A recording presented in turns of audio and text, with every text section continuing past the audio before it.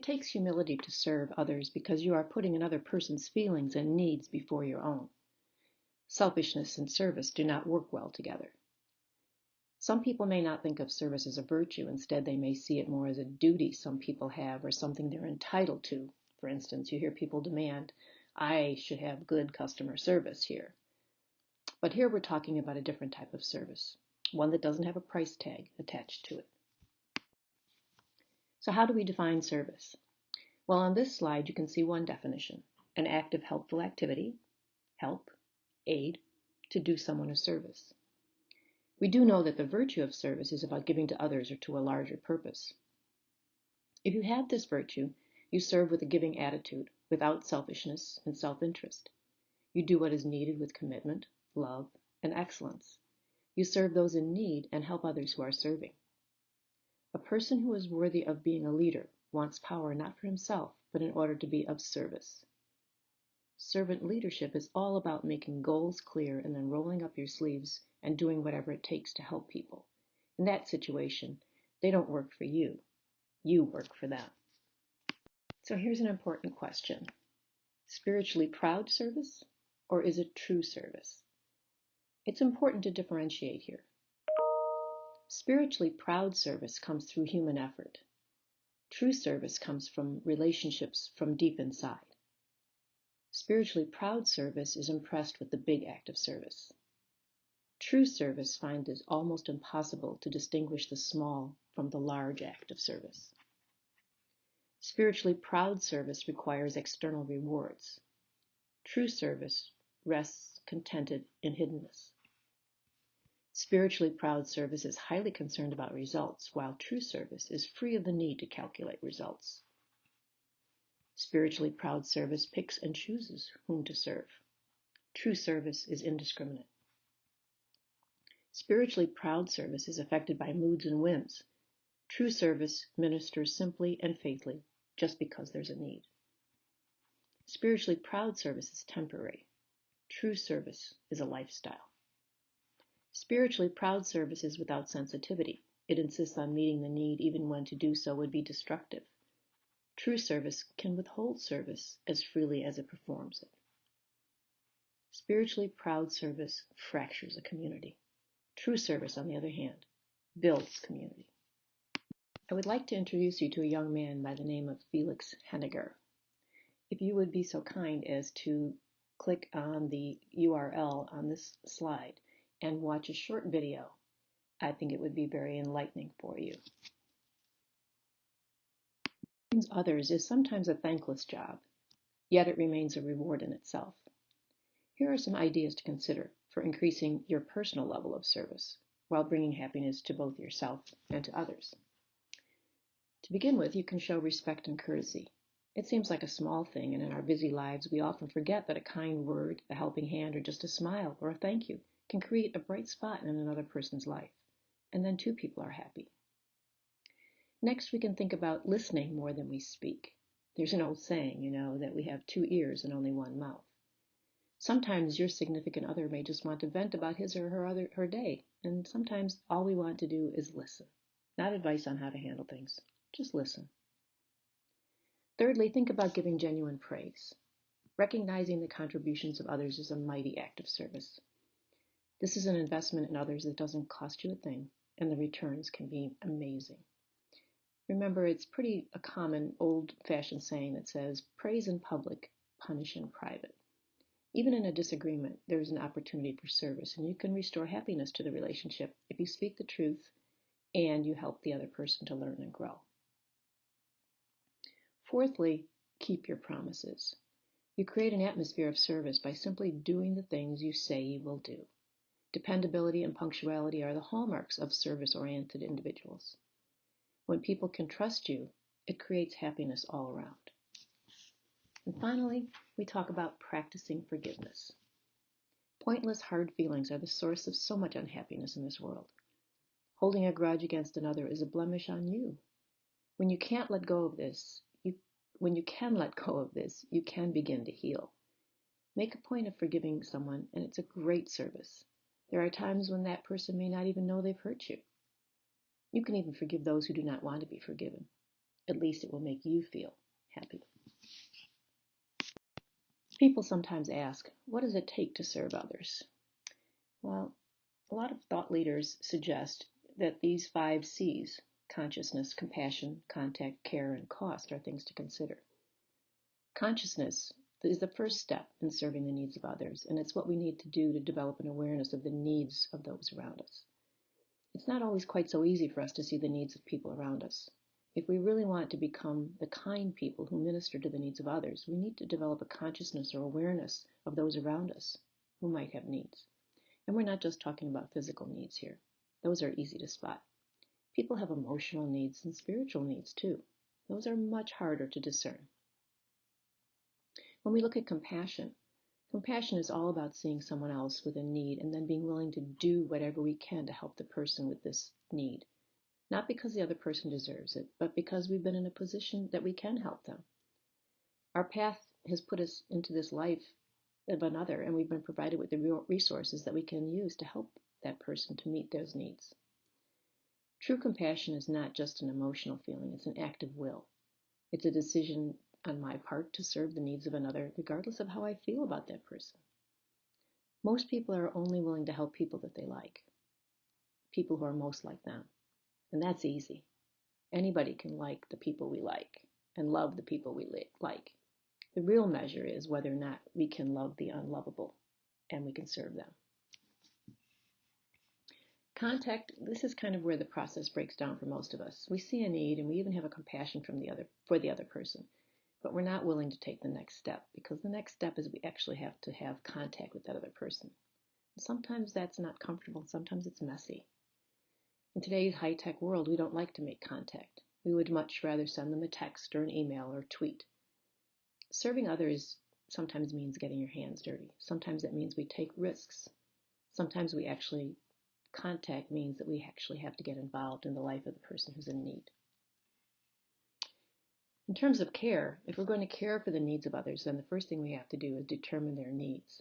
Sometimes they're obvious. That's usually true when it's a physical need. If someone's hurt or hungry or needs clothing, we can usually determine that pretty easily. But sometimes when those needs are deeper or emotional, they're not quite as easy to see. This is where we go back to that very first step and work on being conscious and aware of others' needs. That's another reason the whole idea of contact and involvement is so important. The more time we spend with other people, the greater the likelihood we'll be able to discover their deepest needs. Then we have to talk about the cost. Whenever we choose to serve the needs of other people, there is always cost involved. Sometimes the cost is time, sometimes it's our emotions, sometimes it's our pride, sometimes it's financial resources, sometimes it's all 4. We turn our heads from dozens of opportunities to serve others every day. We sometimes get ourselves in a situation where we've conditioned ourselves to look the other way. We need to retrain ourselves in baby steps. Simple things like holding open a door, giving a helping hand, tackling a fix-it job for an elderly neighbor, or handing a homeless person a few gift certificates for food. Unamuno, the Spanish philosopher, tells a story about the Roman aqueduct at Segovia in his native Spain. It was built in 109 AD, and for 1,800 years it carried cool water from the mountains to the hot and the thirsty city. Nearly 60 generations of men and women drank from its flow.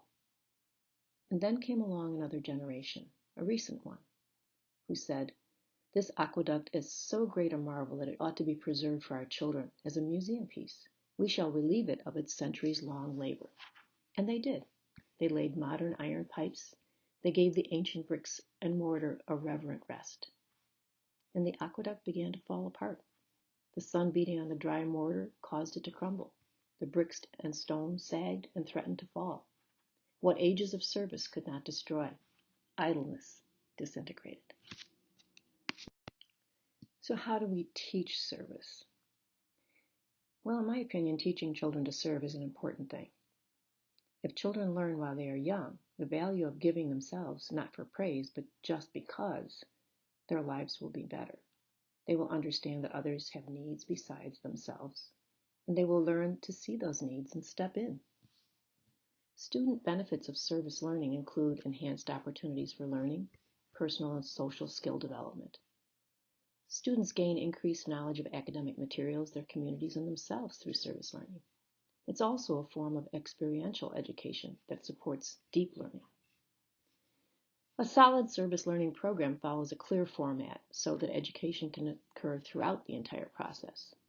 And teachers really should create a detailed plan for each step of the way. And that would make it easy to introduce a program and also to keep students engaged.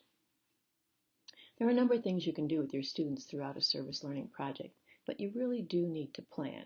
And the steps on this slide are ones that we'd like to talk about. First of all, there's preparation.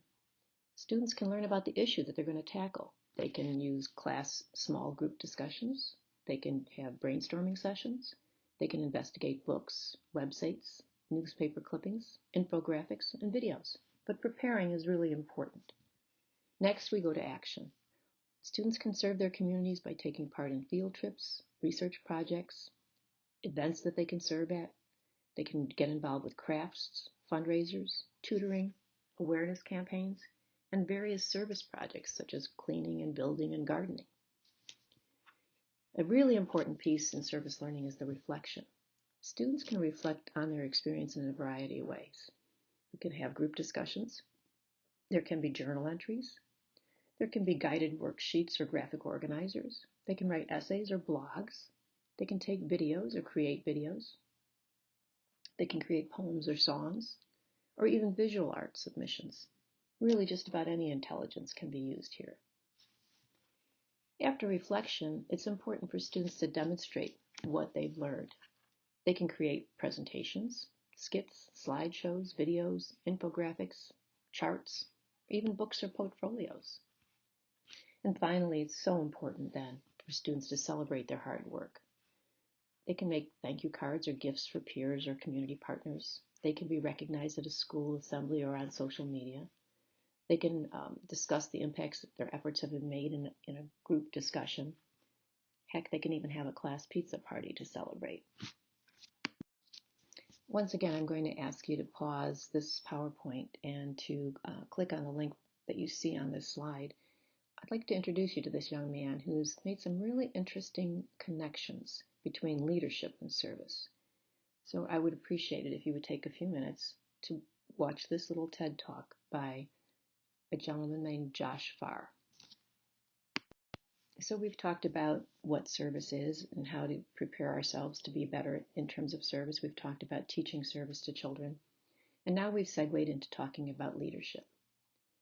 Many of us have experienced leaders who are all about themselves, using the skills of others to reach their current position and calling themselves then a leader. These leaders who boast about being a leader are often a leader in title only, not a leader of people that really choose to follow. Leadership is not about the position we hold, but what we can do for the people who follow us. Leadership is about serving others. Servanthood in leadership really refers to the focus and commitment we have on the needs of the people we lead. It means giving your team the information and resources they need to complete their work successfully and not to do the work for them. There are 4 steps that are recommended if you really want to develop yourself into a better servant leader. First of all, encourage diversity of thought among your followers. Create a culture of trust. We've talked about this many times in many ways. Try to strive to have an unselfish mindset and foster leadership in others. But what really is a servant leader? Servant leadership is a method of development for leaders. Servant leadership stresses the importance of the role of a leader as a steward of resources for the group and teaches leaders to serve others while still achieving the goals set forth by the organization. Servant leadership has been around for a long time. It was a concept that Robert Greenleaf wrote extensively about back in 1970. In his words, the leader first and servant first are 2 extreme types of leadership. Between them are the shadings and blends that are part of an infinite variety of human nature. The difference manifests itself in the care taken by the servant-first leader to make sure that the other people's highest priorities, needs are served.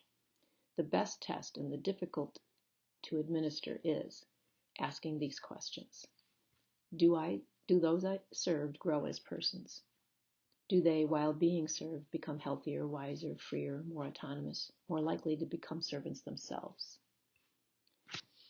A servant leader really focuses on the growth and well-being of people and the communities to which they belong.